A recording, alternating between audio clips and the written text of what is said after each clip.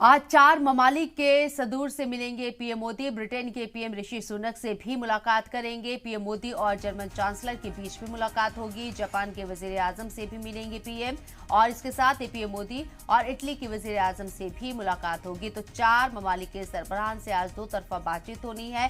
कल 3 ममालिक के सरबराहान से बातचीत हुई थी दो तरफा वजीर आजम नरेंद्र मोदी की, और आज 4 ममालिक के सरबराहान से बातचीत होनी है। ये तय शेड्यूल है।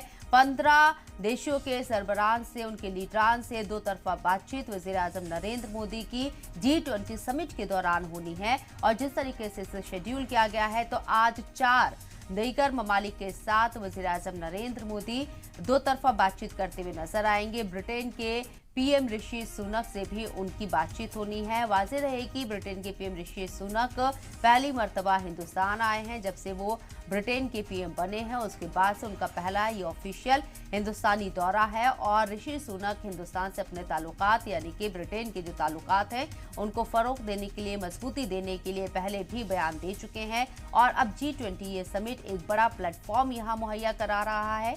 तमाम ममालिक जो इस प्रोग्राम का हिस्सा है, G20 ममालिक की हम बात कर रहे हैं, वो एक मंच पर आ रहे हैं।